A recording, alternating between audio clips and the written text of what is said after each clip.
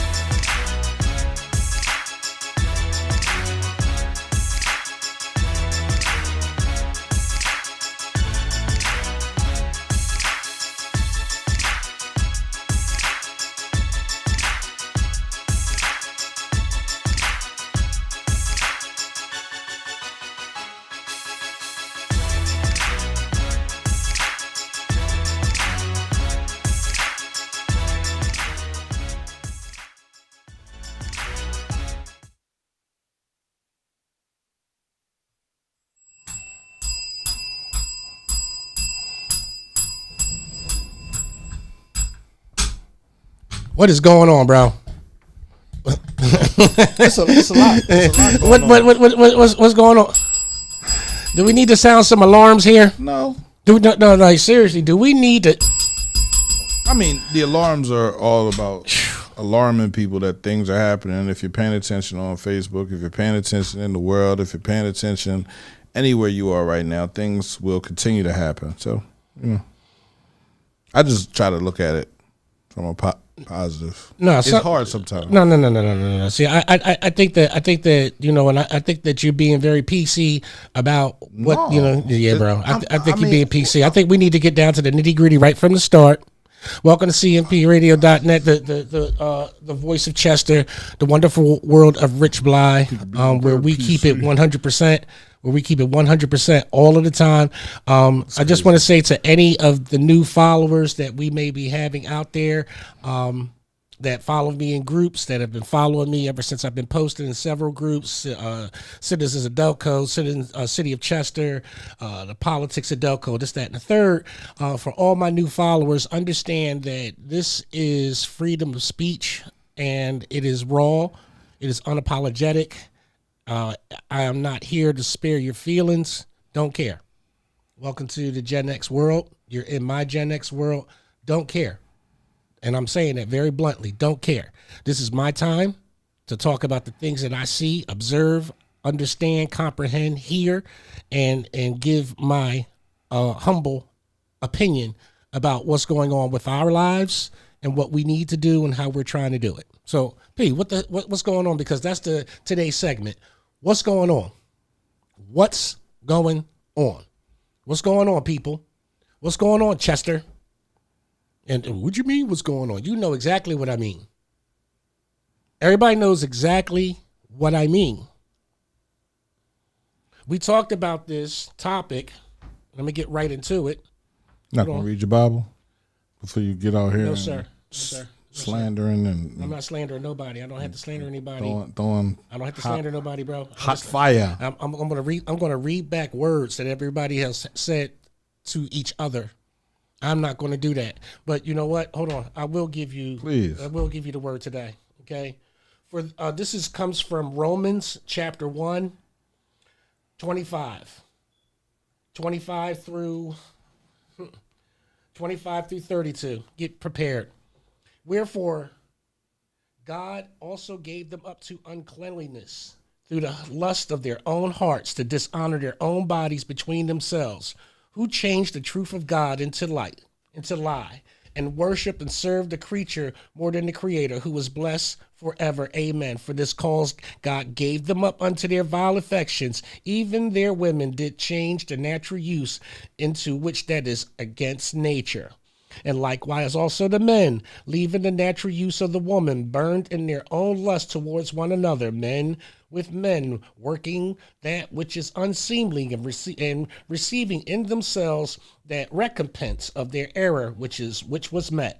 And even as they did not like to retain God in their knowledge, God gave them over to a reprobate mind to do those things which are not convenient, being filled with all things unrighteousness, of all unrighteousness, fornication, wickedness, covetousness, maliciousness, full of envy, murder, debate, deceit, malignity, whisperers, backbiters, haters of God, despiteful, proud, boasters, inventors of evil things, disobedient to parents, without understanding, covenant breakers, without natural affection, incapable, unmerciful,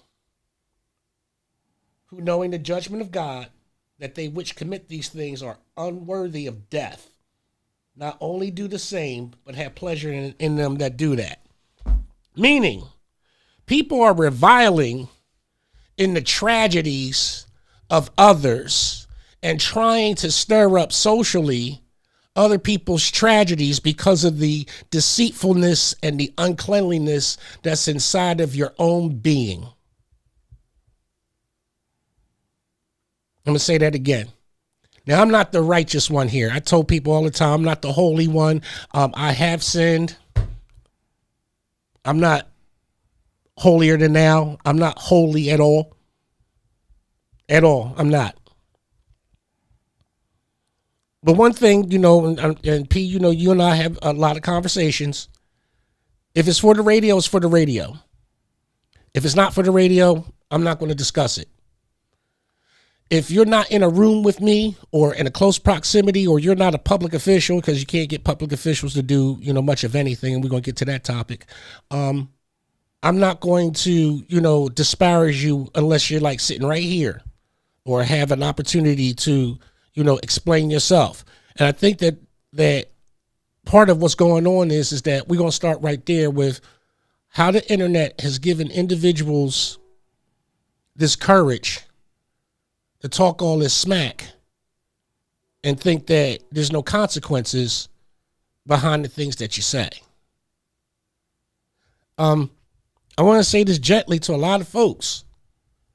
There are people that are out here, and like I said, I'm careful with my speech. I don't talk against people. I speak to the matter of why people are elected, or to the matter of people who commit crimes, or to the matter of people who are positive and promoting community. Any personal vendettas, so to speak, or whatever, are personal.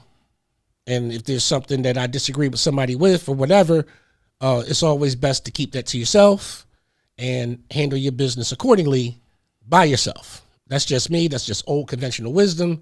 I don't believe in drawing a crowd, so to speak, to a fight. I don't need a crowd to see who won. You're going to know who won the fight because there's only going to be one person walking back. That's the era I come from, you know who won the fight. It's the one that comes back.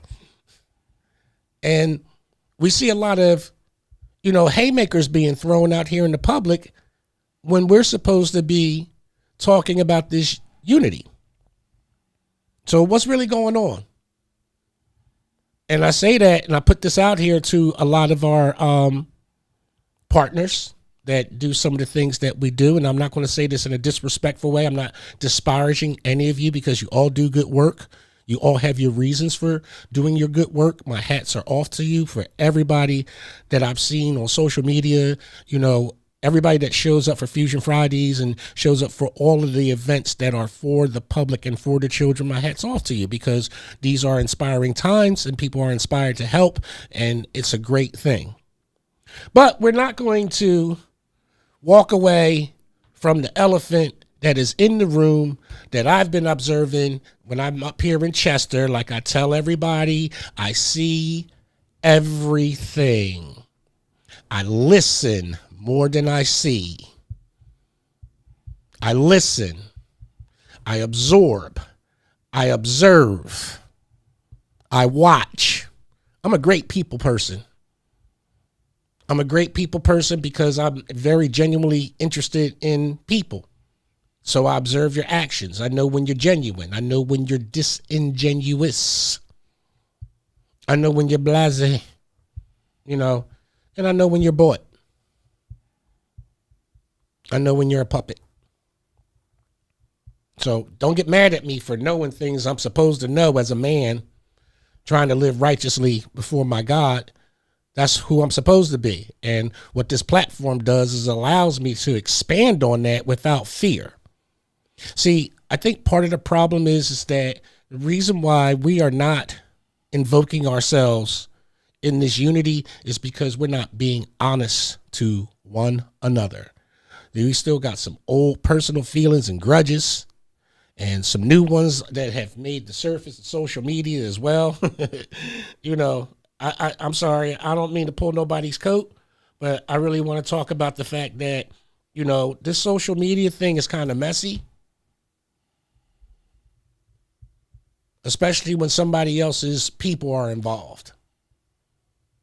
And I get that, you know, some things are talked about, but not to the degree where it becomes extremely personal. So I'm a segue into this. I've said certain things about my council people. Okay? In Upper Darby. I've talked about Kyle McIntyre. I've talked about Marion Minnick. I've talked about David Banto. But I've talked about their character as elected officials. I don't know anything about their personal life. I don't know about anything about their private life. I don't do that. I don't mess with their wives, kids. I don't mess with family. That's me. Like I said, I'm not drawing any correlations to anyone, but I really believe that there's a code of conduct that's missing in the way that we treat one another and how we talk to each other. See, the thing about it is with me, I wouldn't let you get away with saying some, you know, nut ass stuff on Facebook to me. I would have to say, where you at? And let's go sit down and talk about it. And I think a lot of people understand that that's where I come from. I would rather you say it to me than say it about me. You know, a conversation face to face has never hurt anybody unless you come there with a certain intent inside of your heart. I have no intentions in hurting anybody, but I have intentions on making sure that I defend my reputation at all times. And I have every intention of making sure that I understand where you're coming from. Is something I did to you personally, something I did to your family? Did I stop your revenue flow? Did I stop, you know, your growth? Did I do something to stop you for you to have an opinion about me in the negative? No? Okay, then what's your problem? What's good? What's going on? That's what's going on, folks. I think that we have to get into this code of conduct where you just can't be oblivious because this is a podcast. Okay, yes, these are microphones, these are cords, extensions, and all of that type of stuff, and it's being broadcast through the World Wide Web and the internet and streamed and all of that other good stuff, that disconnective stuff that you guys enjoy. But I'm a people person. I travel. I pull up. I pop up. I'm known for that. And I'm not saying that in a hostile way. If you say something and you want my attention, I'm going to come give it to you. I'm going to come stand right next to you and say, hey, what's going on? And that's not being hostile. It's just that we've gotten away from this honor system of, if you have a problem with a man or a woman, that it can't be discussed or talked about. Because the internet wants to see a fight, drama. Internet wants to see you be adversarial with one another. Is that what we're doing? Are we forgetting what we did all summer to bring things together? All of a sudden, we're going to be adversarial? All of a sudden, we're going to forget that it took all of us to get to this point several years ago? We're going to switch the pitch up and revert back? This is why I keep talking the way that I do, P. This is why you need somebody from the outside that is not connected to the whole, that will sit back and be bold about and say, yo, I'm with y'all, dog. Like, I'm with Chester. Everybody knows me that for the past year and a half, all I've been talking about and highlighting is Chester. And for good reason. I haven't been going around saying, yeah, Chester is this, Chester is that, and it's not. I've been showcasing it. I've been showing videos. I've been showing lives. I've been showing the stuff that CMP Radio does. People from different areas are like, wow, that's Chester. Wow, that's this. Yeah, because we're in an image changing type of era. You don't have to be 1960s Chester. You don't have to be 1970s Chester. You don't have to be the 80s Chester. It's great, Flashback Friday and everything. It's great seeing all of those old images and loved ones, that have gone on before us and reminiscing those times. But we can't have that same attitude against one another in the beautiful city of Chester. In the community city of Chester. In the black city of Chester. Speaking of which, did you see they marked up the Africatown sign in Southwest Philly? I told you it wasn't going to last, didn't I? Didn't I tell you that wasn't going to last? What wasn't going to last? Calling Southwest Philly Africatown. What's wrong with that? Because it's Southwest Philly. Again, what's wrong with that? Because it's... So... I'm trying to figure out. Listen, bro, I tried to tell people what was going to happen. It's going to happen because there is no respect. That's why that shit happened. Listen, I'm putting it out there. Italy or Chinatown to do the same thing because we had no respect.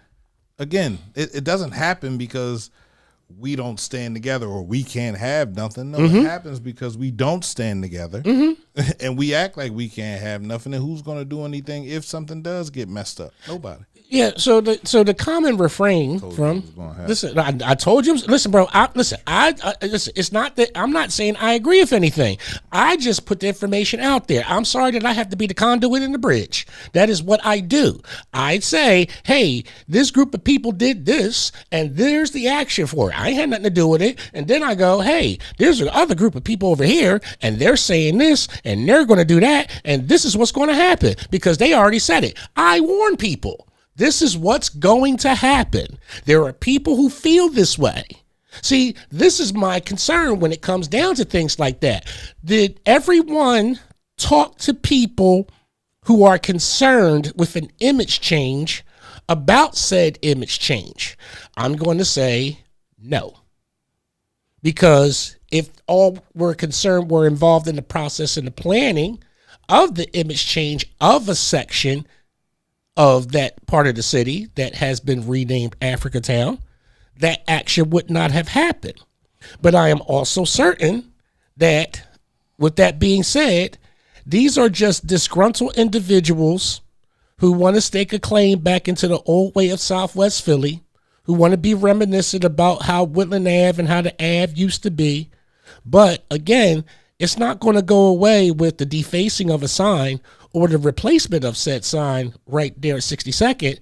It's really going to take a lot of community leaders to really sit down with those other community leaders and find a way to incorporate both cultures that still live there predominantly. What are the both cultures? You have a large African presence of international, different groups of Africans and Caribbean folks that live in the community that have developed that area when, of course, things have changed, and you still have a predominantly black community, black American community. So you're saying the black Americans destroyed the Africatown? Absolutely they did. Absolutely they did. Why would they do that? Because it's Southwest Philly. I know you don't want to hear the answer, bro. I know you don't want to hear. It's a Philly, bro. I'm trying to tell you. And that's why we can't have that. No, listen. And that's why they don't give us anything. Because it's not about it. Listen, I can't argue the logic. I'm just presenting what the scenario is and what happened. What if somebody black didn't destroy the sign? Then what? I highly. No, what if? I said what if. Okay. You can't highly doubt a what if. Okay. Here's that probability. If it wasn't a black person that did it, right, then it's probably somebody that is still connected to Southwest or somebody is nostalgic about old Southwest. Just be upset over the fact that they renamed it Africatown. Nah. That happens, bro. That sign's been out there all summer, bro. Bro, it doesn't matter how long the sign's been there. It just got damaged. You say it's been out there all summer and nobody bothered it until recently, right? So why can't somebody get drunk and feel some type way about something and just come through and say, what did they write on there? I'm about to pull it up. Hey, Because you have to look at the graffiti that's on it. I don't have to look at the graffiti. You feel me? Like I'm the first thing I'm not going to do is blame my own people. I'm not blaming. I'm saying I'm not gonna. If I'm from Southwest Philly, I'm not gonna blame my own people. I go up there all the time. Liberians up there, everything, bro. Like Jamaicans, Haitians, Bahamians, all types of, and they up there and they vibing. They ain't beefing with each other like that. And they used to. Yeah, they put X's through it, bro. So what's that tell you? What they put X's through? The letters of Africa Town. Right. So what does that tell you? And but one of them has some type of graffiti on it. So it looks like somebody somebody X'd it. You know what Xing out on in that world is, right? You know what Xing out means, right? No, what does it mean? That means that they don't want that to be their territory. This is an old South. The Xing out of any type of signage means that they don't. This is their territory. This is speaking from somebody that's territorial. You know what I'm saying? Like somebody that comes from that way of life. Now you examine it from somebody that's just racist and don't give a rat's ass. It's the same thing. It's saying the same thing. See, my thing is this, like if in this section of Southwest, and I went to John Bartram High, I went to the Main. Okay, I went to the Main, and growing up during that time, in the mid '80s, I've always told the stories about how it used to be a predominantly white immigrant community. Southwest was that, and then it changed over into a predominantly black community, and now it's a mixed community of international Africans and folks from the Caribbean and things of that nature, along with a black community that's there.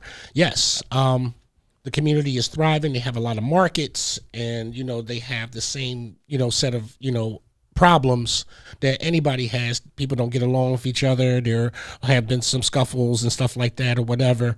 But again, I think that what the news has told us, and again, what we hear in the streets and what we understand in the streets, I don't take what's on the surface, bro. Like, I take that with a grain of salt, because again, they got it third party. Again, they had to ask somebody for it. Most of the things that come and touch down in my way come from different sources that say this is what it is.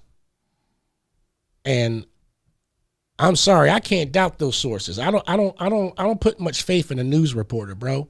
I don't put much faith in somebody reporting news.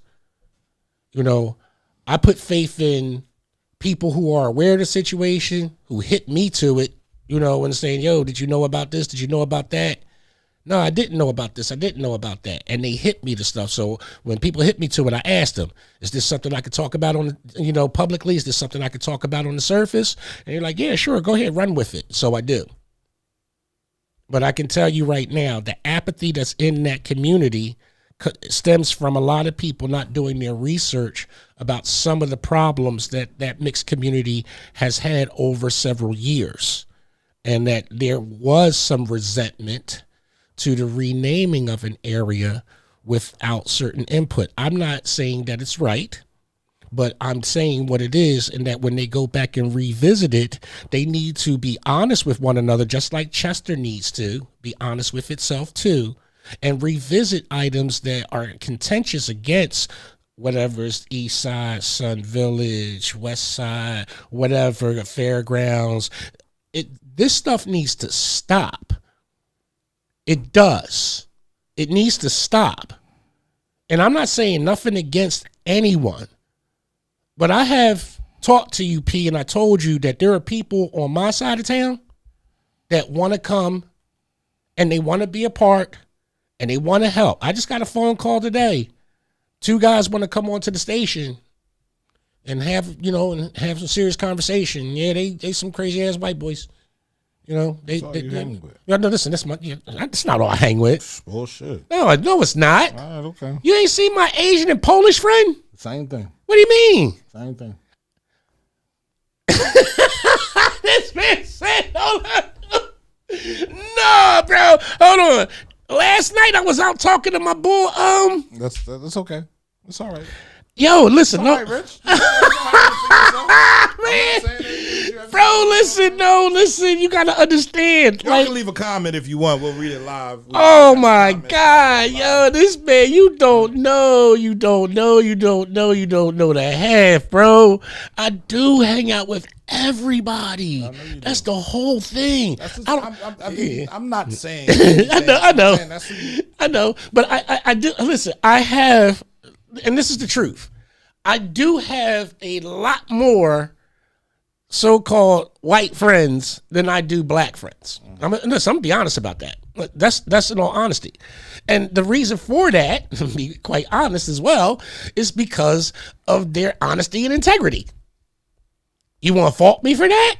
I can't, because I'm going to tell you right now, there are some people that have left me high and dry.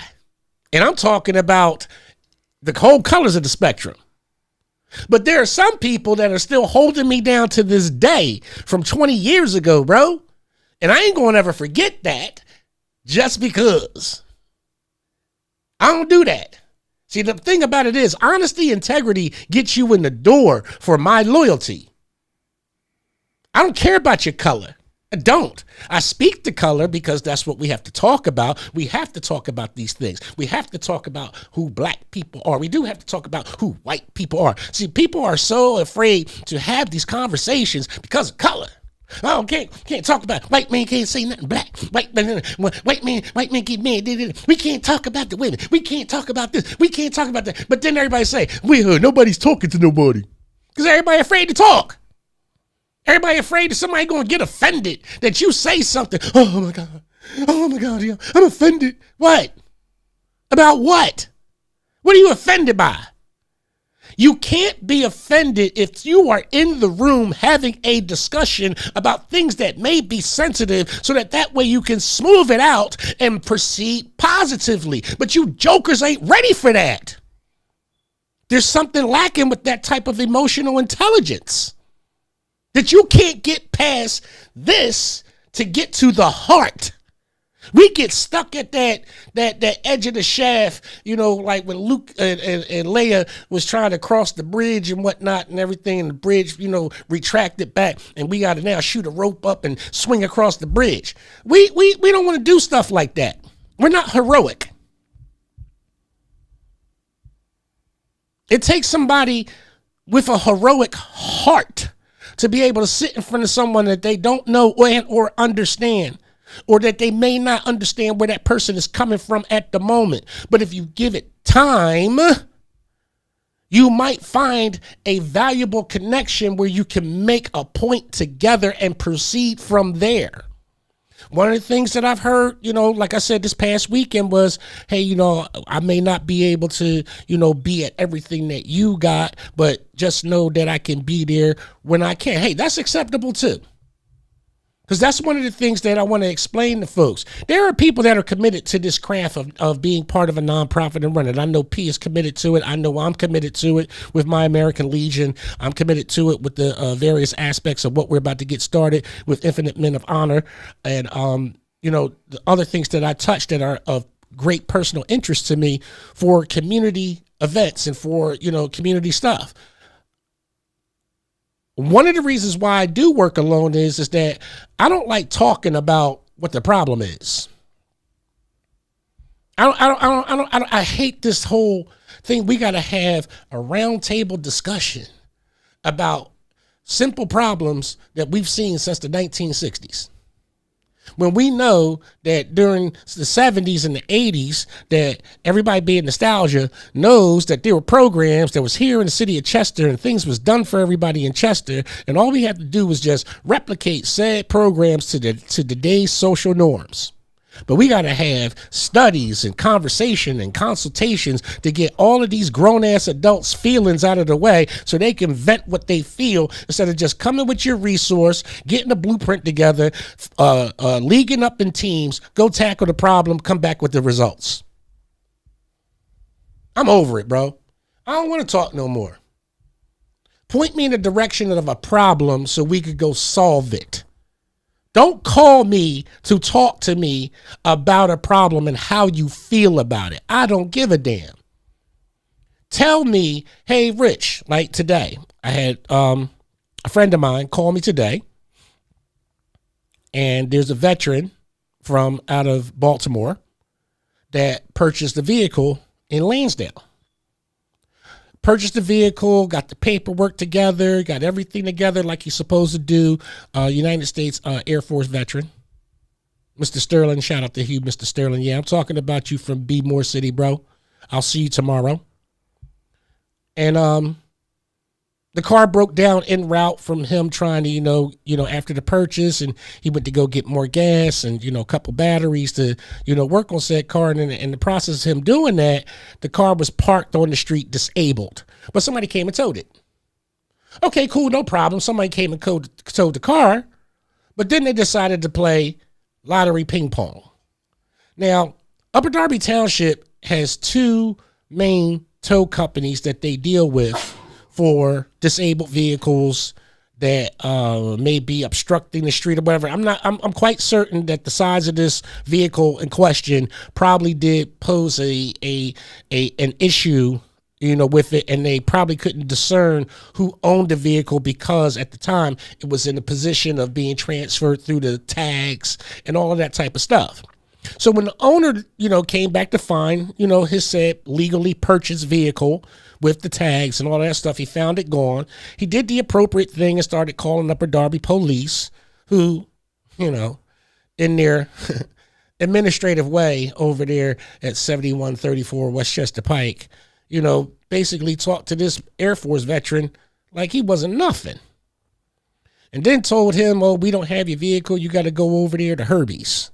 So Herbie's, he calls up Herbie's and everything, and Herbie says, oh, we don't have your vehicle. And then he calls back and Herbie says, oh, go back over to the police station. And all of a sudden, miraculously, they done located his vehicle. Now, he's not from here. And this is what I keep trying to say to people and understand somebody that's in front of you. This man is just trying to do what's right with his legally purchased equipment. But because you have people who are mean at the top, their attitude trickles down to their employees. This is a standard. You're not exempt because you're a cop. You're not exempt because you're a firefighter. You're not exempt because you dig a ditch. If your supervisors and your bosses are assholes to you every day, you're going to come in and be an asshole to other people because that's how abuse starts. This man is just trying to locate this veteran who has served his country, is just trying to locate his vehicle. He's an older gentleman. He's not a young man or whatever. He's an older gentleman. And he's just trying to do the right thing. But here goes Upper Darby treating him like crap. This is why I tell people, this is why I say, don't come to Upper Darby, bro. For what? To do what? They're mean and they're nasty and they don't want to work with nobody and they're cutthroat.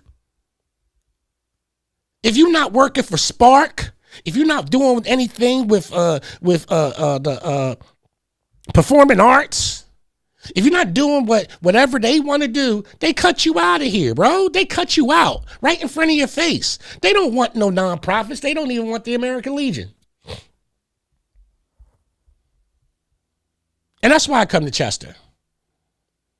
I come to Chester because my skills are needed. My skills are appreciated. My presence is appreciated. I come up, I show up, I participate. I play with the kids. Last Fusion Friday, wasn't I out there throwing frisbees with the kids? This old man playing frisbee with somebody else's kid. The kid didn't even want to go home. You know what I mean? The kid didn't even want to go home because somebody took the time to just say, hey, here's a kid that just wants to play. Nothing special, nothing great, nothing grandiose. I hadn't pulled no money out of my pocket. The kid was looking around for somebody to toss him a damn frisbee. You ain't got time for that? There are other cities and states where they ask for 50 men to show up for a father figure men's, father figures men's day because they had a shortage of fathers. Over 600 men showed up in this town. You can't tell me that anybody aged 21 to now that you can't come and represent yourself as a man at some of these functions and show these young bulls what you keep talking about on Facebook doing. Because I see a lot of talking. And I seriously want people to come talk to me at the next public event when I'm there. Don't worry about what I'm saying right here in the comfy confines of cmpradio.net, the voice of Chester. Don't worry about what I say when you see me someplace else doing this, that, and that. Hold on a second. Wild Child, I'm doing the podcast. What's up? Yeah, I know. You listen. I got you on there. So go ahead, keep talking. Don't say nothing about where nothing is. Can you call me back? Yeah. I'm shocked and befuddled right now. What just happened? Are you safe?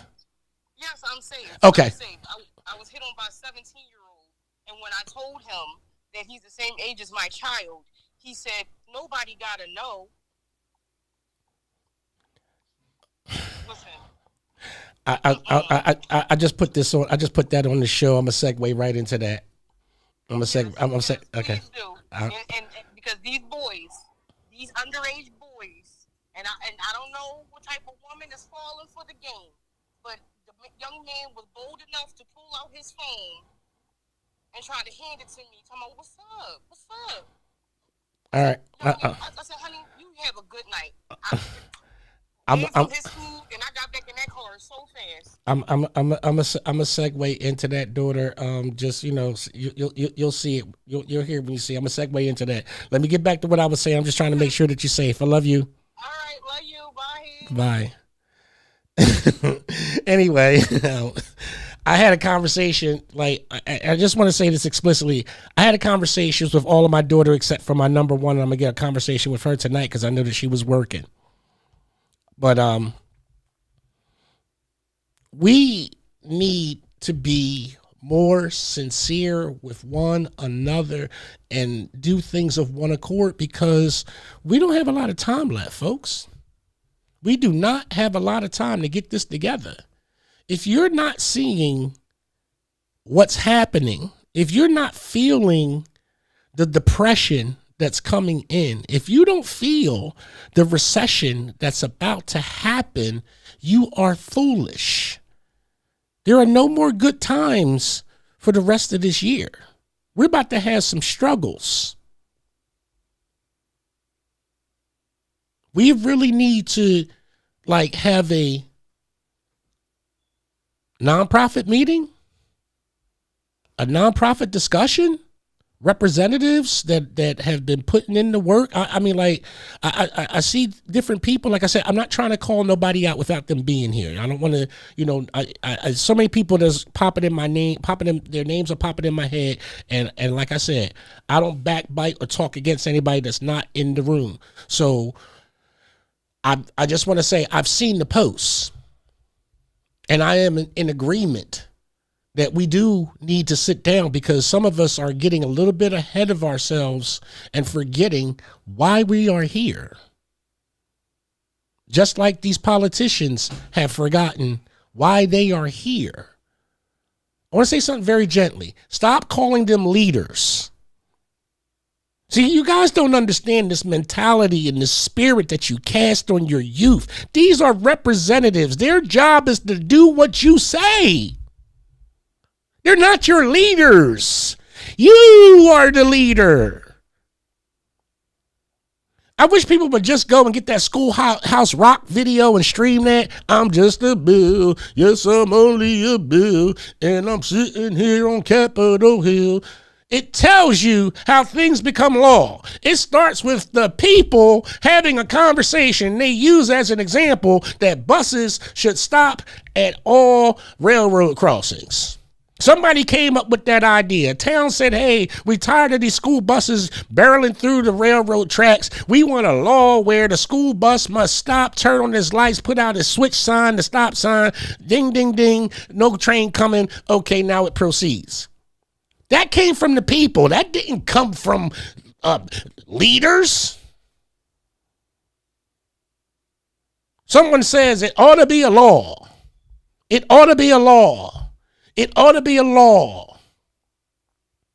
So then they go to their representative who represents for them and then goes into the room and says, hey, my people said that they want a law for the bus to stop at the railroad tracks, open up its door, open up its stop sign, ring the bell, this, that, and the third, then proceed.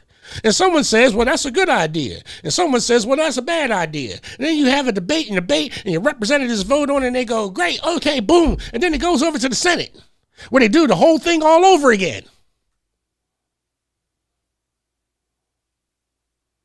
So these are not leaders. What are they leading?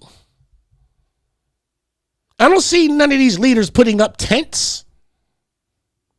I don't see none of these leaders taking chairs out of U-Haul trucks and setting up equipment. And I don't see them out here putting up tables, because leaders do that. I see them show up. I see them wave their hand like they a Disney character. Hey, I did this for you. No.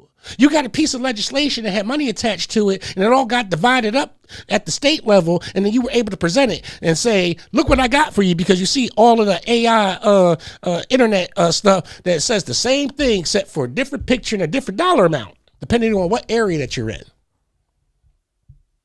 Like, you can't see that? You don't know how that works?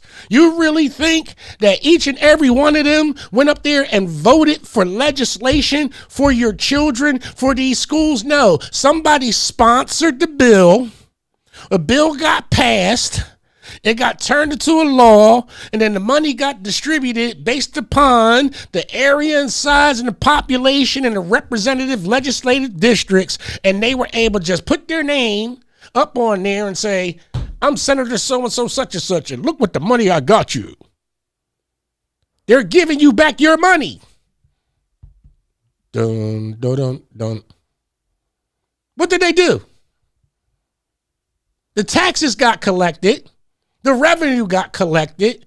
A bill was sponsored because you, the people, said, we tired of our schools being this way. So your elected representative listened to you and went and fought on your behalf as a representative, not as a leader. They're not leaders. They are representatives. Stop calling them leaders. They're not leaders. There's not one single person that is an elected official that can help me build my house unless you go and get somebody that you know that has the way for me to build my house.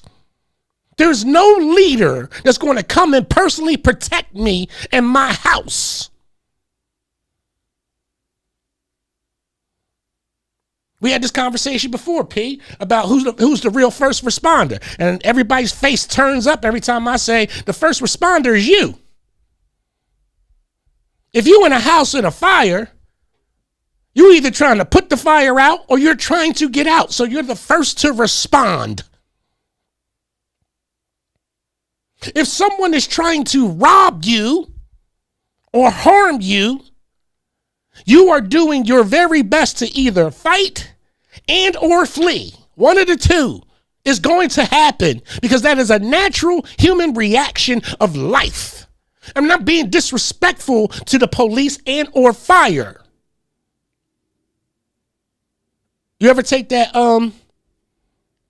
fight or flee course that they offered in the past? You never took that? What's a fight or flee course? Teaches you what to do in the event of an active shooter, that active shooter training. Why would I need to do active? Everybody needs to understand active shooter training. What to do, how to react. Get down? Not just get down. Not just get down. Get down? Not just get down. What am I doing? An active shooter means that man's going to shoot, regardless. Okay. So you either got to fight or flee. So getting down means you're going to die.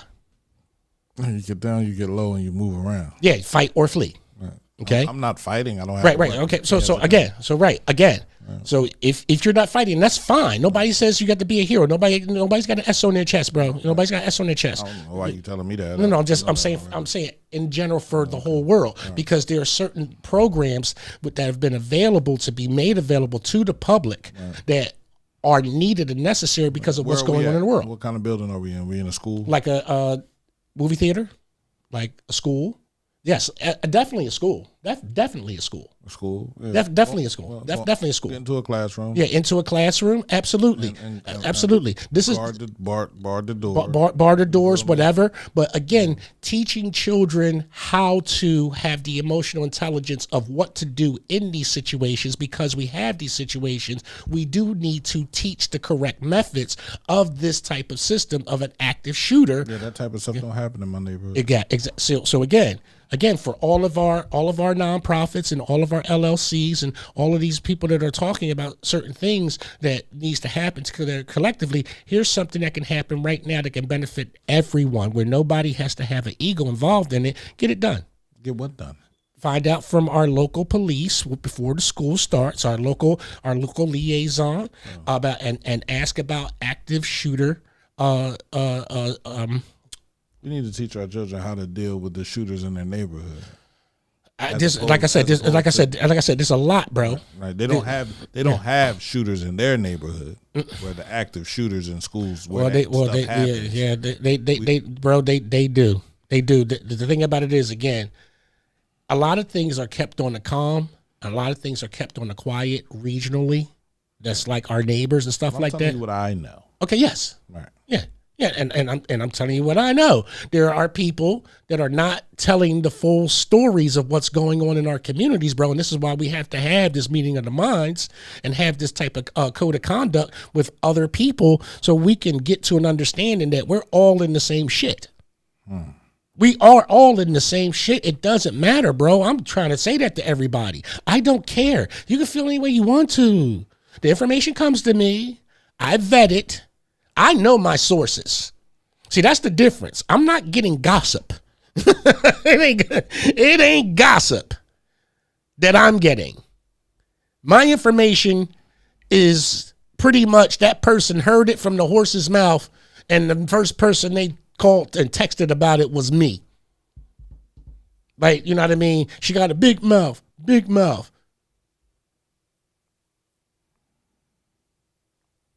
That's how that happens. People talk too much. That's why I go home. That's why I call my brother P. Yo, P, what's going on? We have conversations of meaning. We don't have conversations about people. I don't talk about you. There's no need to talk about There's no need to talk about you. I don't talk about you. I talk about what the issue is. I talk about how can we circumvent all of the problems that we have. I talk about what can we do to make this a more positive experience and get rid of the egos. Solutions. I mean, yes, solutions. When it comes to this public surface, Rich Blye has passion. Rich Blye has energy, but I don't have an ego for this. You know me, P. You watch me pick up trash in the rain to make sure our area was policed because somebody complained about our areas not being policed correctly one time. That's all you got to say. Oh, yeah? You want to say that one time? You'll never say it again.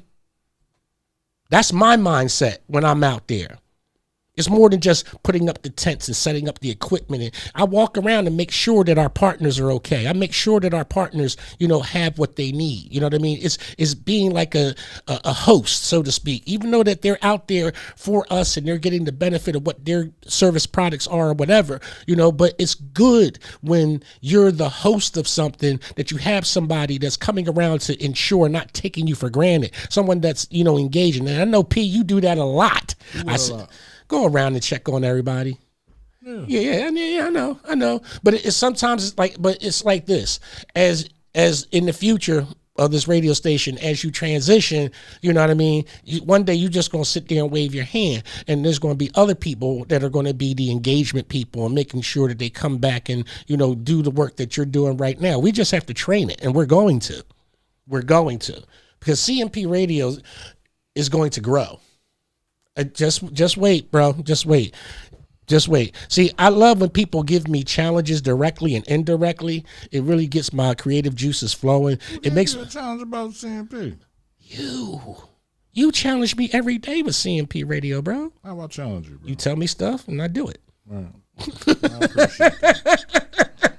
What else you want? No. You want me to explain it a certain way? No. I hear you, bro. I don't get into that, what you want me to do. I hear what you say and I go, okay, all right. Let me go be me. Let me go be me. Like I said, I got some results for some stuff. It's going to come slow, but it's going to come. It's all about creating this desire for people to be involved and have this freedom of speech to be able to talk about what's going on in their communities. Like, we touched on Africa Town. Let's go to Newtown Square. Let's go to Marple Township for the party that was had at an exclusive house. Nice, beautiful. The pool was great, and the music was off the chain, and there were party goers, VIPs, and all sort of stuff and everything like that. Bottle service, There was a little bit of a ruckus, at said event, blah blah blah, but no issues. The Newtown Marple police weren't overly concerned with the party atmosphere. Wasn't like on the middle of somebody's block or whatever. They did have some issues with parking that they situated and sorted through up there, and from what I understand, it was a lovely time had by all. There was no reported issues of a gun, even though that on the internet there was stuff purporting that a certain demographic of people were just, doing this. Now, of course, there's images from a previous party, same place and everything like that. And, P, you know our generation, they twerking like crazy. So, you see a couple butt cheeks and stuff like that in the video, and, normal stuff that we see every day that, all adult situation, all adults. What's the problem?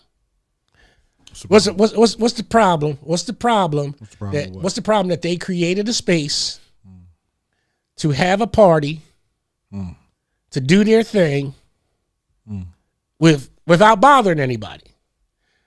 The cops came out and said it was no issue. The cops came out and said it was no issue. Wrote a whole statement. Wrote a whole statement about it. And people are up in arms, disgusted. I feel a certain type of way.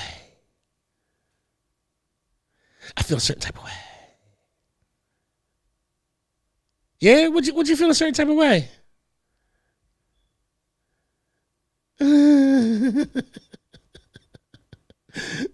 You know what I mean? Like, what are we so pressed about people having a good time when we've seen other folks have a good time in a similar way in the same neighborhoods, in the same communities?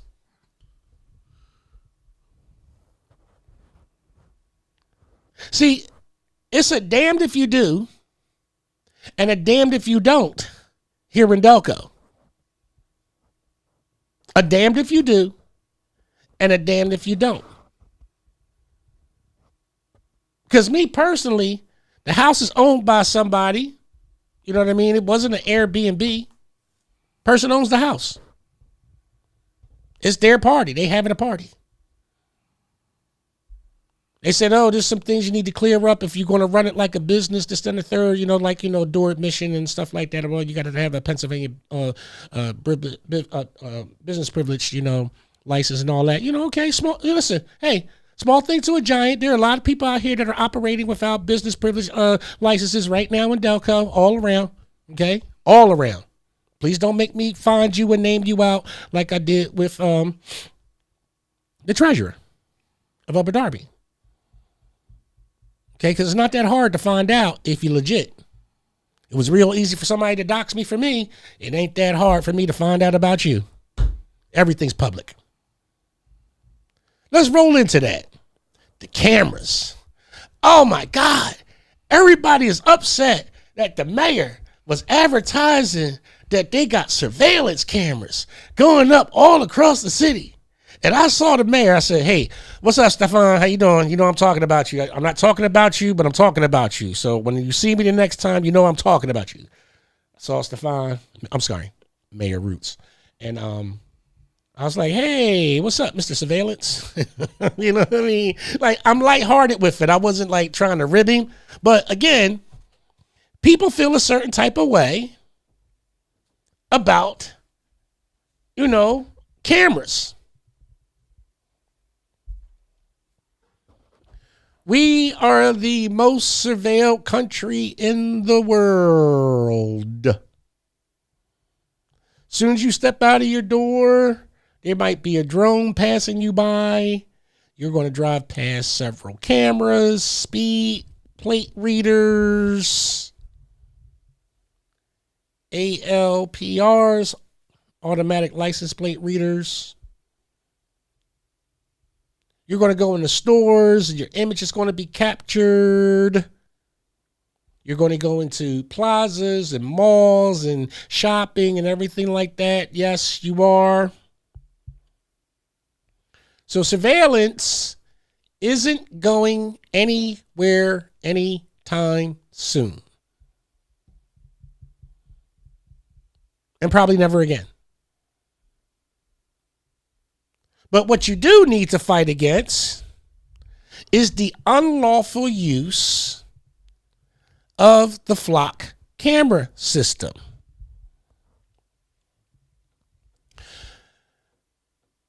Flock and its system on Friday has been deemed unconstitutional in its data gathering and surveillance machines, softwares, programs across this nation by a vote of 6-3.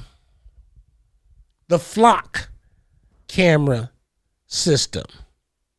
Now I've seen on, Facebook, Instagram, social media posts, people saying don't point a green laser at the light and everything like that. Don't do this, don't do that. Don't do this, don't do that.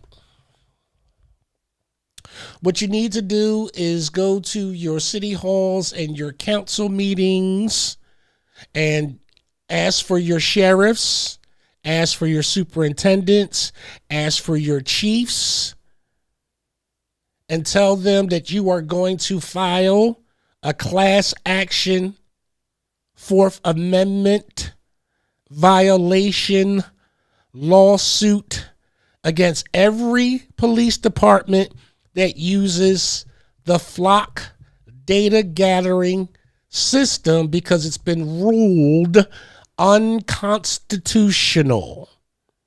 See what I'm doing here?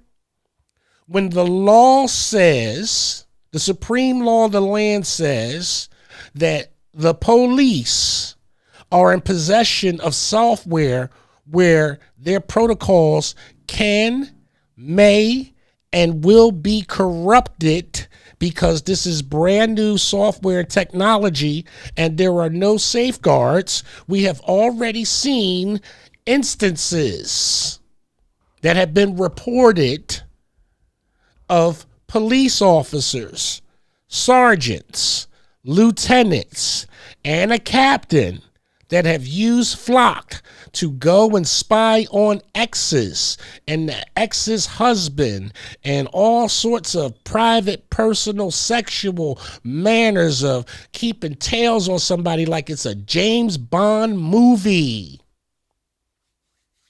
Yes, this is what's happening. I already know that Upper Darby Township was following me around. I already know it. They can't. Oh, Rich, we didn't do it. Yes, you did. And you know why I say yes, you did? Because I got my hands on the software too that shows me how you've been reading my plate which agencies have been reading my plate, which control numbers match up with Write the Nose that I've done. I've been especially hounded out of New York City for some odd reason. New York City has stayed on top of me like crazy. Or as I'm finding out, there are searches that are being done on behalf of other people by third-party proxies. They try to mix it up a little bit. But then you got to find out who's the person. Now, in some of these instances, when you go to find out about who's reading your plate, because what happens is with this Plantier software, with this software license plate readers or whatever, legally they're only allowed to hold such data for 30 days. But what they do is that they generate this and they store the information. They can't have it readily processable and available to active units that are out on the road. This is why you see that the diesel powered trucks are bigger, because all of that is AI inside of that truck. Philadelphia, Chester, Upper Darby Township, those bigger looking trucks is not because of the engine. All of that stuff in there is internet ready at their disposal. What you gonna do? I ain't lying. It's right there. It's right there on the internet. I'm not telling no secrets. Upper Darby has 20 drones. 20. I'm not telling a secret. I'm not speaking against Upper Darby. Upper Darby themselves. We have 20 drones. We're ready to deploy. We're ready to do this. We're ready to do that. We're ready to do this. I'm just telling you because you don't go look for it. You don't read it. You don't know. And when you don't know, ain't nobody tell me nothing. You don't listen. You don't listen. What are we supposed to do? Wait for you to make up your mind to decide that you want to now finally receive the truth? The train is leaving, folks. I'm trying to tell you, better get ready. Oh, let me segue back to my daughter. Hi, daughter. My daughter Tanisha called me, and apparently she got hit on by a 17-year-old. Well, daughter, you should be absolutely happy that he tried it. I can't listen. You asking me to hate the player. He tried the game. I can't hate on that. What you want me to say to that? He tried. He felt confident enough.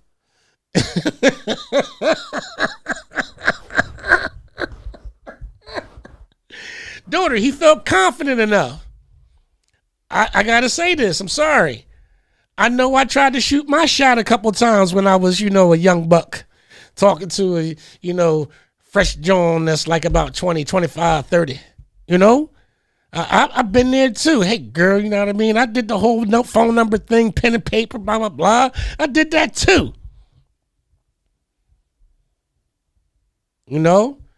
That's confidence. He felt that confident to come up to you and actually talk to you.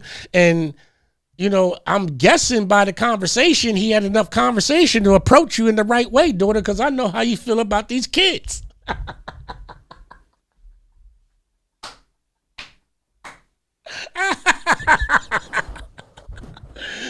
Oh, no, I ain't even mad at the kid. You listen, if anything, you should have boosted it. You should have boosted his esteem even more. You know what I mean? If he that confident, you know what I mean? You should have hit him with a couple ones and twos just to keep him sharp so he could go practice some more. But he didn't come up to you the wrong way. He just, he just approached you like, he... No, daughter, I'm sorry. That's just one of those societal things that happens. There are younger women that sometimes have crushes on older men and they approach them and, and flirt with them and, bat their eyes and stuff like that to get their attention. That happens. So I know it's kind of weird that you're experiencing a young man who's, full of vinegar. A young man that's full of vinegar actually trying you, daughter, hey, listen, I can't be mad at it. I cannot be mad at it whatsoever. So good luck to that young man, whoever he is. Great job on your little interview with my daughter. Interview with Tanisha. Good job with that, young man. Keep up the good work. You know what I mean? Go ahead, keep shooting your shot. You know what I mean? Keep that type of practice. Ain't nothing wrong with being young and trying to get and spit game, bro. Ain't nothing like, see that there we go right there. Why are we going to discourage a part of a life that has to be master class with a young man trying his script out in life to, land a woman? Let's call it what it is. He tried to land him a girl, and he tried it on an older one, thinking, because I just want to say this. Some of these women are falling for some of these young bulls. Yes, they are. Yes, you are. Yes, you have. All right. We ain't going to talk about that. That's the whole reason why we got women's prisons. Stop it. Some of y'all are trying these kids. Some of y'all are still, tasting rainbows. Bad for you. Bad for the kid too. Bad. You shouldn't do it. But yeah, daughter, you should have entertained him a little bit. You know what I mean? See where his head was at, blah, blah, blah, and then let him down easy. You know what I mean? That's for the next time. He gonna see you again. He gonna try it. Obviously, he has enough confidence to do so. So, what's going on in the wonderful world of Rich Blye on cmpradio.net, voice of Chester? What's going on is that it's always Men's Mental Health Mondays. Always. I know that everybody designates, a specific month to talk about men's mental health.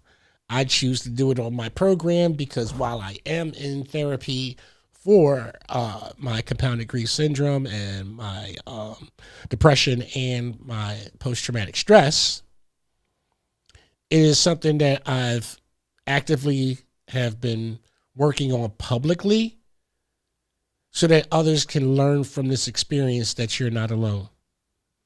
You are never alone. Never. There's always someone who cares about you. There's always someone who wants to see you succeed. And the most unlikely people are those that are going to be there for you. Sometimes, we want it to be a friend. Sometimes we want it to be a family. But some people just don't have the capacity to be able to give you a certain need that you need for your mental health. This is why you have to take a certain approach of understanding yourself first for you. This is what I'm learning. For the past several weeks, I've been transitioning into understanding me for me. Me for me. I know that puts a lot of people at a disadvantage who are used to having a certain type of access to me. I cannot apologize for the way that I am transitioning my life. It's important for me to build a solid foundation in dealing with these aspects of my life so that they don't harm me later on in my later years.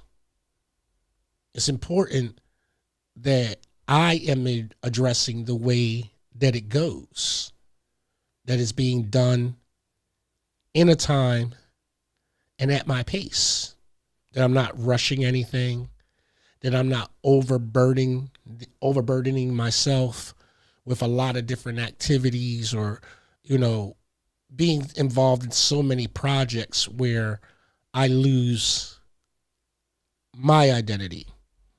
Folks, I know everybody has a public persona and a private persona.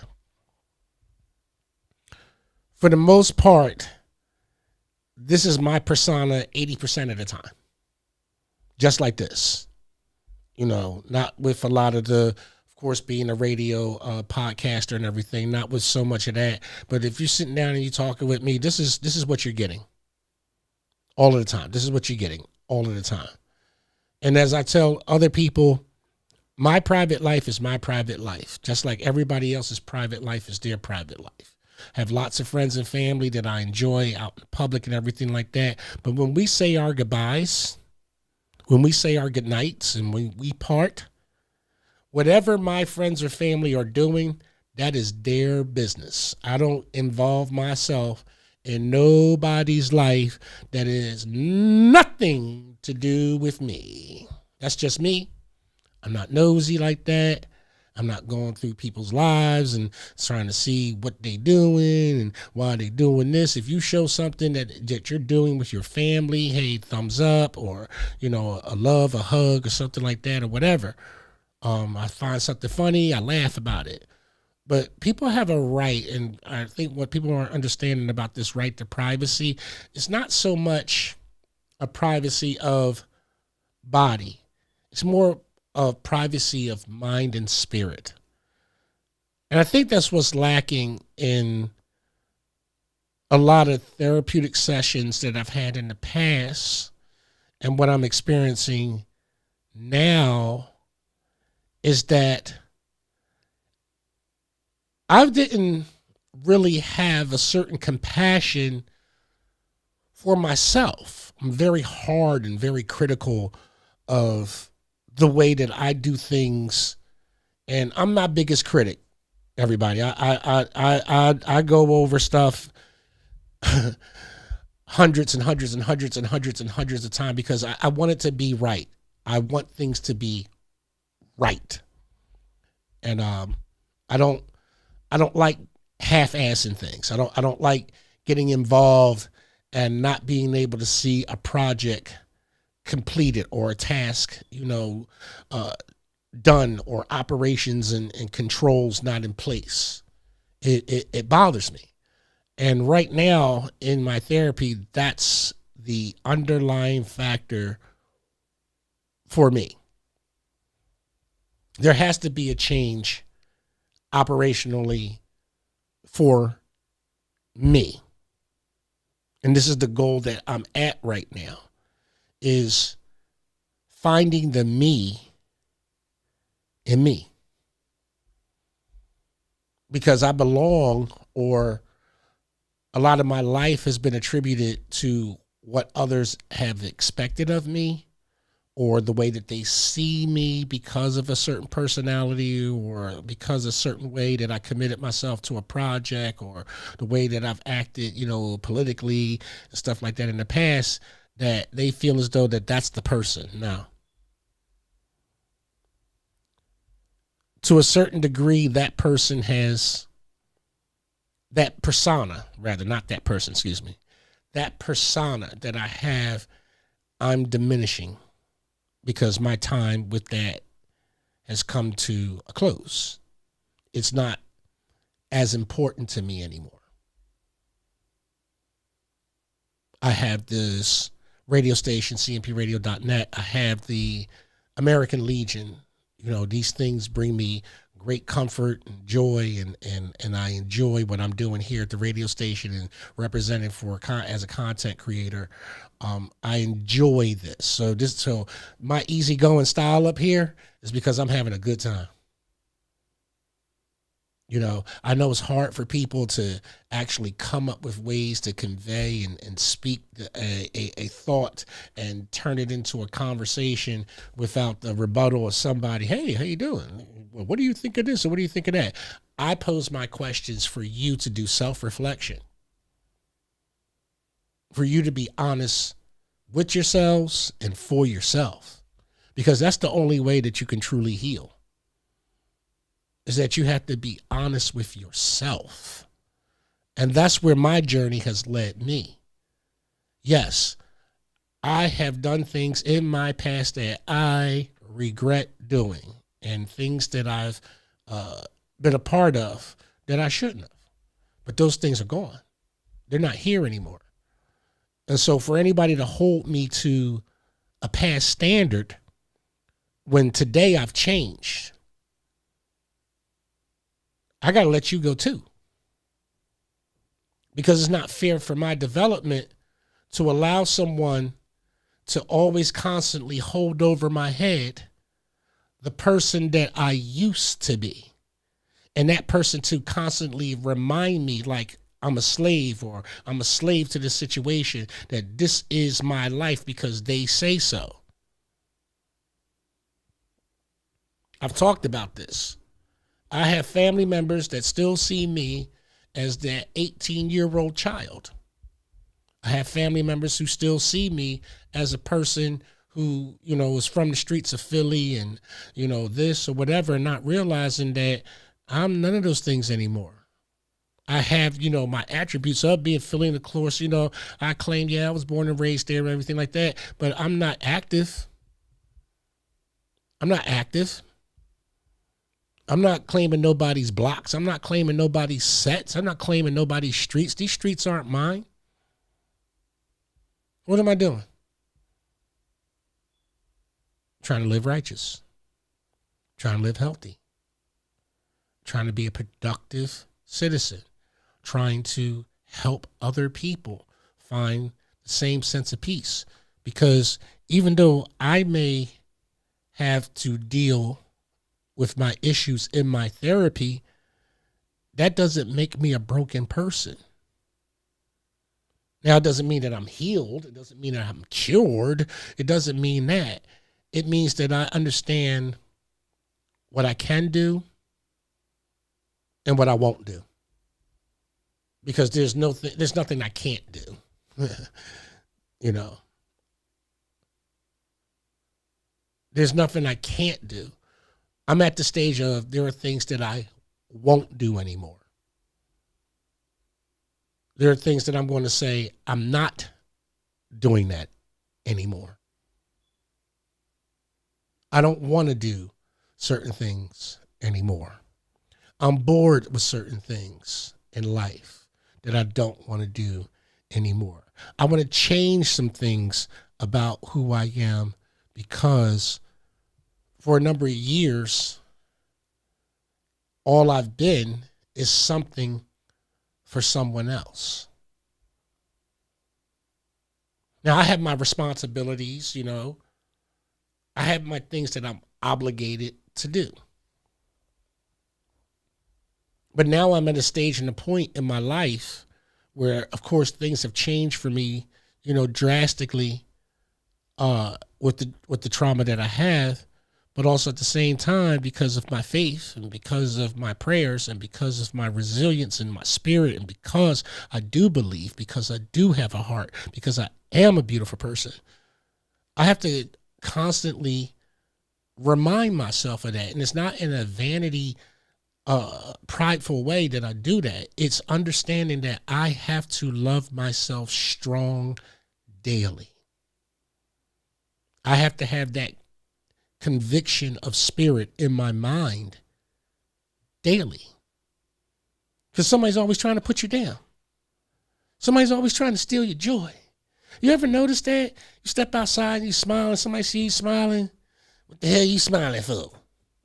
Man, what's that all about? I'm smiling because I'm happy. I'm singing because I'm happy. You know, before I came and did the podcast, you know, I wasn't in the greatest of moods. But you know what I did? I turned on my music. And I'm not the best dancer in the world. You will never see me out dancing publicly unless it's a two-step. But I danced in my space and worked up a sweat and got my mind right to be prepared to come here today to do this podcast, because where I was at 2 hours ago, you wouldn't want to know. I got so much trouble on my mind, refuse to lose. Here's your ticket. Hear the drummer get wicked. I think people have to understand that we come from an era of movement. I can't do this stagnation anymore, guys. I have energy to give to Chester. I have energy to give to Chester. Stop letting people tell you not to work with people who have opened up their hearts, their minds, their blood, and their sweat to make a positive change or a positive commitment to what you got going on in your city. Stop that. That's what's wrong where I live. Nonprofits don't want to work together. Nonprofits with egos, nonprofits that are handpicked and selected by certain groups. That's got to stop. We all live on the same streets, and we all going to eat together, and we all going to see and family. You going to show up for events. You going to be there. Like, you know, when cmpradio.net, you know, when we did the R&B or whatever, everybody from Chester is there. When you go to Boots and Bonnets, everybody from Chester is there. This weekend coming up, next weekend coming up, everybody's going to be there. What are you hating on? Are you kidding? Stop, Chester, stop. Y'all way better than this, man. Y'all are way better than this. Stop letting people feed you negativity. Be happy. Work. Come on now, it's enough. This is what gets me, P, and I say this, and this is what I don't understand. With all of the stuff that we got going on in this world, how can somebody even remotely say, we don't need your help? How can anybody remotely think that not having an extra pair of loving, caring pair of hands to help is too much? You got too much. You got too many people that care. We can only have 30 people to care. We can only have this group. We can only have these people. We can only have this selection. We can only have that. Trust. Yeah. Oh, I know. I mean, you know, you're right. Say it. It's a matter of trust. That's all it boils down to. That's with everything, right? Starting a nonprofit, people need to trust that you're really here for the community and you're not here to make money off of it, right? And I get it. You need to make money, right? Right. Understand that first and foremost, right? Right. Do not think that anybody is doing anything to lie about the changes that they're doing. You know what I mean? All the nonprofits I know in the area are actually doing the job. Yeah. When it comes down to it, you try to understand where is the money going though. You know what I mean? Like, is the money going into the program? Is the money going into help? Is the money going into infrastructure? All of these things, people need to be paid, right? So let's just break down, you know, the radio station. I'm at the top. You feel me? Then comes Brittany. Then comes Leslie. You feel me? Then comes Leslie. Then comes Brittany. Then comes everyone else, right? Well, we have to start making enough money to pay everybody else. I've yet to see a year where I've made over $160,000. Right. Still got bills to pay. Right. Right. So we got to make sure the bills get paid. Then what money's left, and then the different things that we do out here in the community. So it's hard. It's very hard. And I'm not telling anybody to get into the nonprofit game unless you have a job. Unless you have a career, unless you have money coming in, because boy, that money don't come in. Like it sure don't, bro. Listen, when I started working with my brother Brian with Tailor Made Vets, that was his nonprofit. Okay, I did not create Tailor Made Vets. That was created by my brother Brian Sharif Taylor. But what I did was I helped professionally develop it and manage some of the aspects of the nonprofit wherever he was deficient at. He would come to me and say, Rich, you know how to do so-and-so, such and such? I'm like, yeah, sure, B, I can do that. All right, that's yours now. And that's how I got assigned to stuff. So I had a lot of different titles within my nonprofit because, again, master of, you know, jack of all trades. But one of the things that I did with our nonprofit, I'm not suggesting this with any other nonprofit, I'm not suggesting this against any nonprofit. This is just me, and people understood it.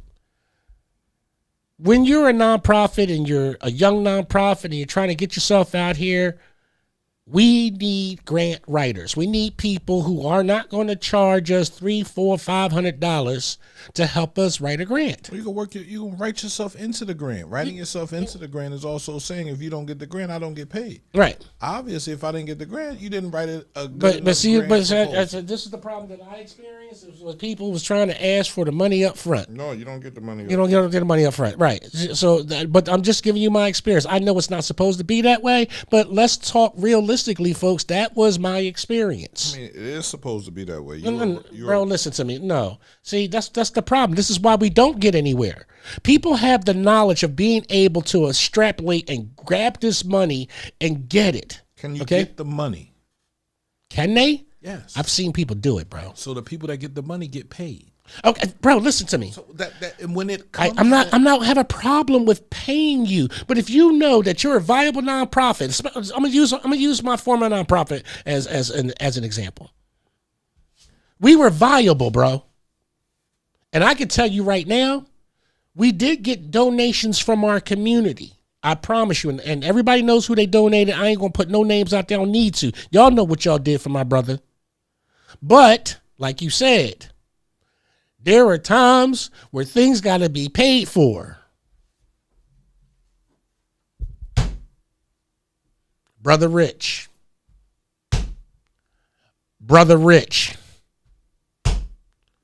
And I don't have a problem with it. Brother Rich. Because I did have that good 6-figure job. Because I did have those connections when I met my brother.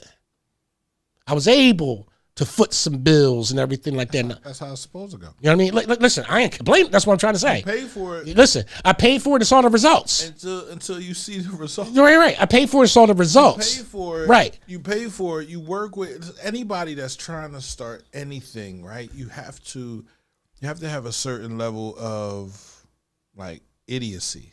You feel me? Mm-hmm. Like, you have to be okay with failing. You feel me? Oh, if you don't get into this business and expect failure, you'll never be successful. So, nonprofit, for profit, same thing, right? Mm-hmm. You have to work until the money shows up. Yeah. You feel me? So you're working. While you're working in the first 2 years, you're just understanding what you're doing. You're trying to do what you do better than anyone else, right? Right. And then the next 3 to 4 years, now you're doing it better than anyone else. Now you gotta get yourself out there. Right. And then once you get yourself out there, that fifth year is when things start really rocking. So CMPradio.net was founded in 2017. Absolutely. In 2022, we turned it to CMP Radio Foundation. Right. This is year 4, 2026. 2027, that's year 5. Right. I have established myself as an executive director of CMP Radio Foundation. Mm-hmm. What I give is undoubtedly, you feel me, the only place that does it. Right. In this area. Correct. Now, with me saying that, somebody else will come out and do. And guess what? I'm not mad at them for doing that. No. You see it, you want to do it. Yeah. Get it. You feel me? That's all this is about. Seeing and being. It's here. My thing is that if you take something from someone else, well, not take, if you emulate what someone else is doing, share in your success. Oh, no. No. See, I know I'm saying it, but this is why I say I. This is why I say I, because again, I help professionally develop my brother's nonprofit because I work corporately. Because I understood the ins and outs. Because I was the person at that time that was dealing with an administration at that time already. I was already dealing with, my township administration. I was already dealing with my township representatives and mayor. I was already there. I was already in a position to help them with different ideas. The ideas now became this is what we can do, helping them understand the power that they did have as veterans, as a veterans organization, that they would be paid attention to, that people are going to give them an audience. As long as the United States military was their banner, these men achieved a certain level of success very, very quickly, because not only because they were veterans who served in the United States military, but because they were black. Because there is a glut, not now, but there was a void of black representation from the military in Delaware County, in these cities, in these townships, in these boroughs. We sparked that conversation. Everything that's going on with the Delaware Veterans Affairs, everything that comes from out of media now, with as far as veterans, we sparked that. We put a foot in the asses of a lot of people to get them to understand the veterans experience. My brother, Brian Sharif Taylor, was doing it. Now you got a couple people out in Sharon Hill, and a couple people, everybody's now getting that notice because, the money's coming through for them and people are gearing up with all that. But, these are the same people. I'm not saying that they weren't working, but my brother was on the governor's board. And you got a lot of people, I didn't know who your brother was. You didn't care. I saw people treat my brother the same way they treated my father. But I saw my father pull money out of his pocket to feed people, and I saw my brother do the same thing. I saw my father make sure that people didn't sleep on the ground. I saw my father take care of folks that didn't belong to him or even love him. And so did my brother. So when I had these examples in my life about how I'm supposed to act, about how I'm supposed to be, I don't look to the left. I don't look to the right. I don't listen to idiots trying to tell me to hate. You can't get me to hate. Stop it. I'm not taking your red, blue pill on sides. I don't care about either one of them parties. You a Democrat? So what? You a Republican? So what? I don't care. Are you a good person? Are you going to help?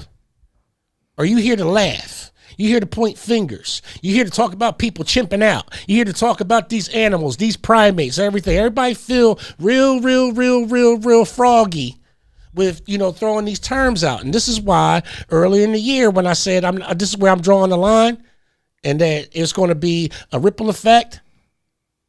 Because when somebody want to make comparisons, the monkeys, they going to take it out on everybody else. And as soon as that little term came out of his mouth, look what's happening on Facebook. Everybody started going with the chimp out and this, that, because they felt real comfortable because one person said something out loud that they've been wanting to say for a while. That's how that racism works. It's always there. It's always there. You are one argument from being called an N-word. And for all my predominantly white friends, I ain't lying.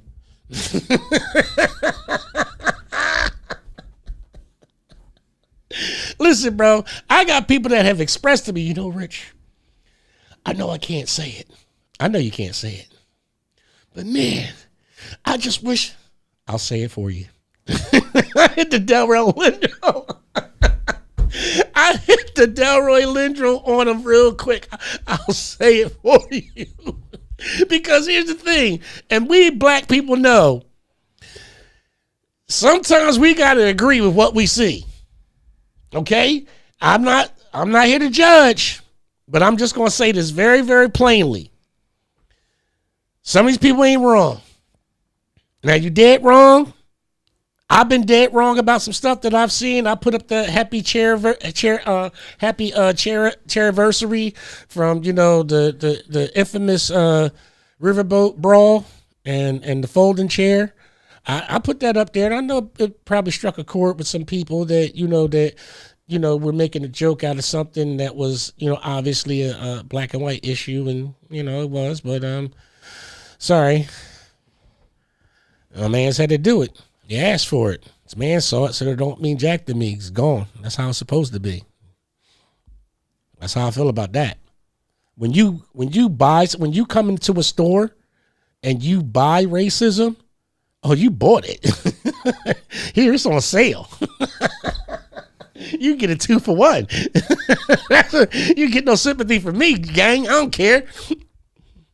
You want to beat up on somebody because, the color of their skin, and we seen that. Hey, listen, you get what you get. You want to call somebody out of their name, you get what you get.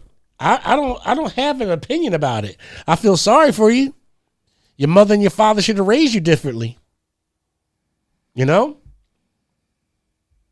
have to understand that, yes, in this land of freedom of speech, you do have to understand that there is consequences for your speech. So you do have to be careful about what you say to and about someone. And you do have to understand that your words do get back to certain people, the right ones, the wrong ones. And it does sometimes get in your way because you may express how you feel at one point in time, but then you got to deal with somebody who's going to be that door, avenue, dimensional gateway for you. And you realize that you didn't do your research on who you're talking about.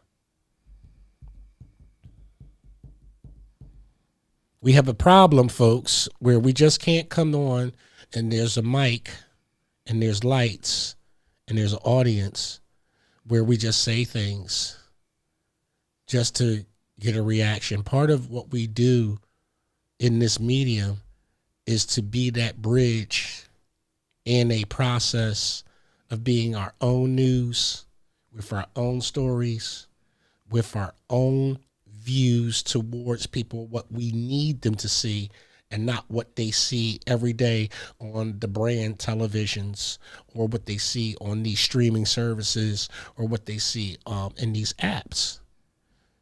This station deals with the heart, mind, and soul, primarily of Chester residents. Your hearts, which we love, your minds that we're trying to cultivate with positivity. And we're all spiritual here. We all have a fundamental belief. We all have a higher power that we all answer to. We all have a sense of belonging together. We all have a sense of humanity here. I want to say this about Chester, and I keep telling everybody, and P, you've seen this.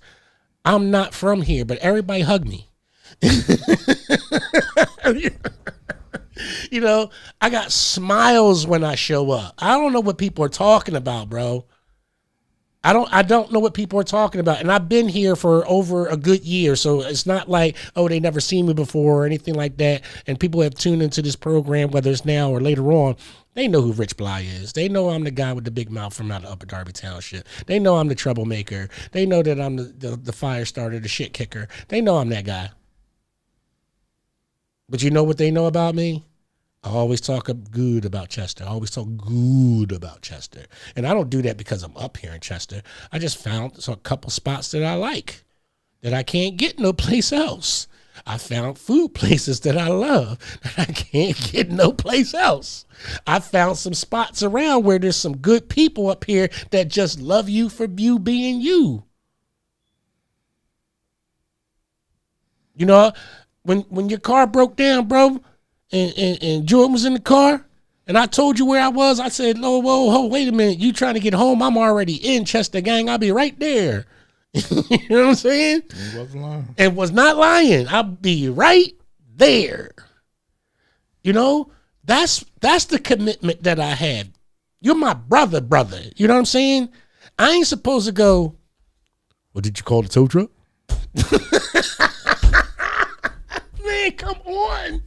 Like, I'm laughing about it now because guess what? And I'm going to call this out.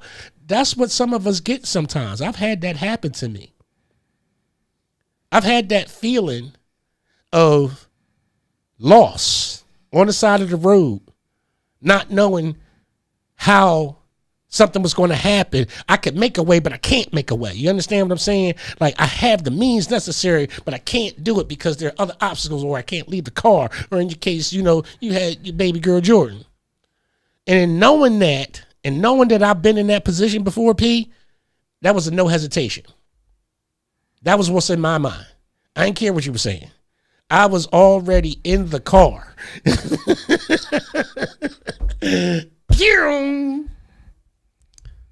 That's how I met Marlon Carr. That's how I met Marlon Carr. Vern will tell you. That's how I met Marlon. Marlon, I'm gonna tell the story. Boy was stuck at the movie theaters. Went to the movies out Newtown Square. Went to the movie theaters, and that piece of shit car that he used to drive back in the day wouldn't start. Couldn't get it to start. And this is like when Facebook was like first popping, you know what I'm saying? You know, it was real grainy and stuff like that. You really couldn't see nothing, and you know, because our phones and our cameras are all jacked up. And it was like, I'm stuck. I gotta get back to Chester. I'm stuck. I drove from Upper Darby all the way to Newtown Square and made sure that my brother got the hell home. Shout out to my man Marlon down in Ocean City. I see you, fool. But I'm telling you, bro, like I'm not saying this to be braggadocious. I do that stuff. I do, because I know what it feels like to be lost and not have anybody come for you. Okay? I know that feeling. And I've always prayed to God and said, if I'm ever in a position to return favors to people from the kindness that I got, that's what I'm going to do. This is not a fake or a fraud. Go talk to my friends. They'll tell you, this is what I do. I'll do this for anybody, bro. If you're hurting and I'm near you and I got the means to help, I'm going to help you. When Leslie's dad, when I talked to Leslie's dad and he needed help, you know what I'm saying? I helped. He said, can you? I said, I'll try. I didn't say no. I didn't say, whoa, see me later. And I damn sure didn't have my hand out. Because we're family. You know what I mean? We're family. And that's the way that I saw it, is that, you know, Leslie's helped me in some things and stuff like that, you know, produce some, you know, shows and, you know, been my sound person for me. Imagine me saying, yeah, I'm going to charge your dad up. No, I don't think like that. I think about future considerations of us working together on something and you remembering the fact that I already did you a solid and you're going to go, oh man, you know, I could do that for Rich because, you know, he did me a solid. I'd rather you return the favor than put money in my pocket. I mean, that's just me. I understand that. Everybody got bills to pay. I got bills to pay too, bro. And guess what? I pay them. I'll pay my bills. You know, I'm not going to be homeless. I'm not going to be on the street. I'm not going to be without an automobile. I'm not going to be without sustenance and stuff like that. I'm not going to be without the basics of life. But I'm also not a materialistic person, so I'm not going to be spending my money frivolously and stupid on every extra little thing that I see. I'm not that type of man either. So with that being said, I look at life as an opportunity to take my earnings and do something with it in the most productive way that I feel good about where I spend it or who I spend it on. I don't just throw money at somebody. Oh man, you good. Here you go. Here go a couple dollars for you. You go ahead and do what you want to do. Sorry, I just don't run in those type of circles.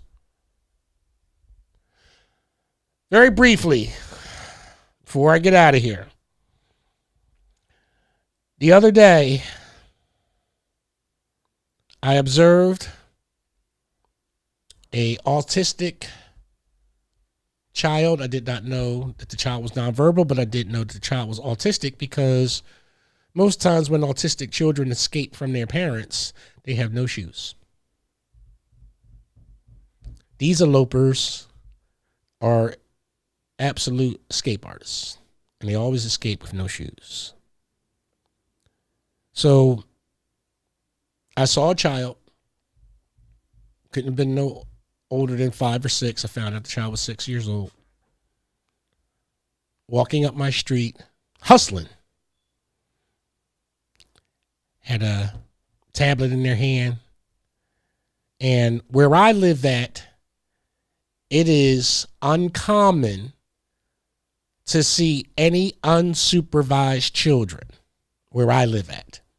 I don't live on the type of street where we have kids playing on the block. I don't live on the street where there's activity on the block. I live on a nice, quiet neighborhood block. Quiet. The way I need it.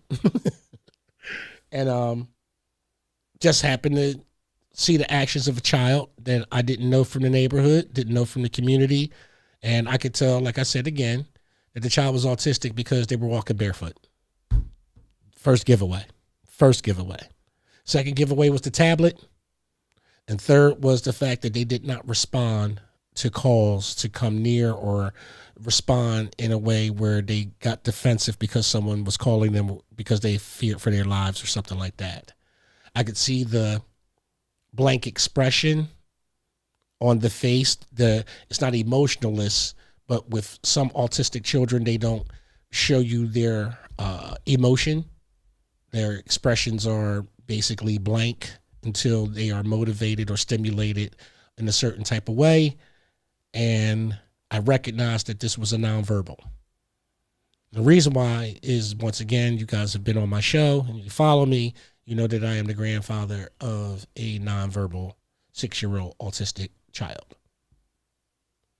In seeing that, I immediately jumped in my car, got out of the car, got up to this child. It was near a school, and I could tell that the child knew that this was their school. That the child was relying on memory about something that makes them happy, and went to their happy place, which was the school that's right across the street from where I live. I was able to get inside of this child's tablet to ascertain their name. And once I did that, I did a live very quick to ask for help, because I've never been in a position to find somebody to help me with a lost child, even with an autistic nonverbal one. My heart was racing. It was raining. It was thundering. It was lightning. And because I know that children who are on the spectrum have certain sensitivities when it comes to loud noises, elements, textures, things of that nature. I'm very well aware of it for the past 6 years. And all of that, quote unquote, training and experience that I have with my own granddaughter came into play into making sure that this child was safe. The police came, the mom came, the aunt came. There was a whole entourage of people looking for said child. The child was not neglected. This was not a case of neglect, because I'm going to say this again. Our spectrum kids are geniuses. If you think they ain't, you are the dumbest person on the planet.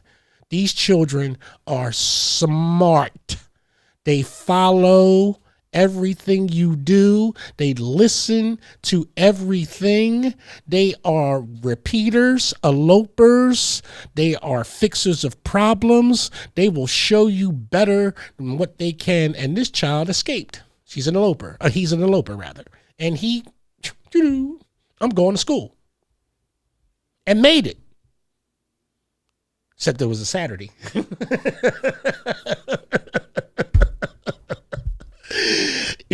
And one of the things I want to commend is Lansdowne Police Department. I know that a lot of times we have a lot of people that are very critical of how situations like this are handled, especially in our black communities. Shout out to these officers with the respect that they gave this mom in handling this situation. I want that to be the last thing that I talk about with Lansdowne Police and those officers that respond. They didn't come in hot. They didn't come in like, ugh. They were really hands off when I passed the child to his mother. They were really hands off in her handling her child and getting her child to safety. They asked for my information. They asked for mom's information.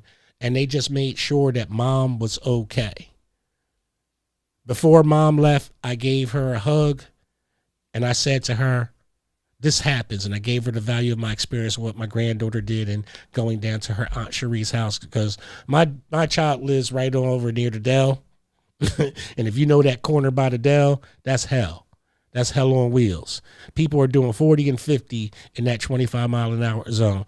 And I just want to tell y'all, there were 2 license plate readers active in that area. You better be doing 24 miles an hour, because Sherelle Parker wants her money. But at any rate, my granddaughter, I put new locks on the inside door. I put new locks on the inside door. And Maya Leia figured it out and got herself out the door, down the street, look both ways, because that was on the Ring camera. You see her look both ways, cross the street, went and rang the doorbell to her Aunt Cherie's house and said, I'm coming in. Yes.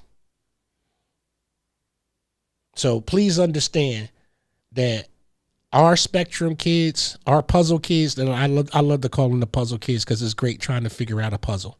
And I love that part of them. They're not puzzling. They're not perplexing. I enjoy watching how they see life and how they put their life together. And I get into their world. I get into the way that they do their stuff, because it's all innocent. But please be careful with your children, those who have children that are on the spectrum, that are autistic, that are nonverbal, or whatever it is. Through this opportunity, I got to find out that my neighbor right across the street from me has an autistic child. And I've been seeing this neighbor for like about a year and not really knowing this neighbor besides hello, this, that, and the third. But through this trauma, I made a connection, and we, exchanged names. And he's like, yo, take my number just in case, because I got an autistic son, and introduced me to his child. And I was like, wow. And police departments have cards and a database for parents so they can get to know your autistic child. I think that it's important. I wouldn't claim to put anybody on a database, but unfortunately in the state of Pennsylvania, since your child has 0 rights, which means that they can't advocate for themselves in any type of condition. So in lieu of advocacy, it should be about warning our law enforcement officials about our children that are going to be in a society where their autism is going to be prevalent, that sometimes they're going to be by themselves, especially the young man that was in the news with Down syndrome in New York, and he got stuck in the metro inside of a closet for 6 days, and he was malnourished and this, that, and the third, and Metro tried to say they had qualified community immunity like the police and the mayor, and they were like, no, you're supposed to check these areas, and you're supposed to do this, and you're supposed to do that. And that lawsuit is going through, but this is a man that has Down syndrome and can't care for himself. So we have to be the advocates, because they have erected no laws to protect our children, and they're not going to. Because if you cannot advocate for yourself, if you cannot tell what has happened to you, if you cannot show the distress that has happened to you, the state of Pennsylvania does not recognize you. And that means that is our autistic children. And I'm sorry for that, but that's the way the law is written. So we have to be proactive in our choices and how we're going to protect our children that are on the spectrum. I know I'm going to do everything in my power with every breath that I have in my body to ensure that my granddaughter is protected. I'm going to do everything in my power with any information that I get to share with you, Brother P, and to share with other families, so that way they can protect their loved one that they know that's going to, have to need these protections, because this is what we have to do. Until people decide that they're going to love us enough to want to do things the right way, I'm telling you to go do for self. I'm telling you to go and get what you need that is necessary to sustain you and your family and ensure your posterity. Stop listening to other folks telling you to hate. Stop listening to other folks telling you that you can't achieve. Stop listening to other folks who are your representative and not your leaders. Stop listening to other folks who keep talking to you about the slave story, the slave story, the slave story, the slave story, the slave story, the slave story, the slave story, when your generations are free, free, free, free, free, free, free, free, free, free, free. Think freedom, not slavery. Think justice, not oppression. Think liberty, not bondage. We keep giving the energy the wrong way. This is why we keep getting the wrong results, because we keep using the energy in a backward spiral instead of spiraling up and using the words so that it becomes common to hear rather than oppress, oppress, oppress, oppress, oppress, oppress, conqueror, conqueror, conqueror, conqueror, conqueror, conqueror, conqueror. Repetition is the key to the knowledge that these kids have to have their minds open to in order to untap that unlimited potential. But if you keep feeding them beans, all they're going to do is fart. See you on the flip side.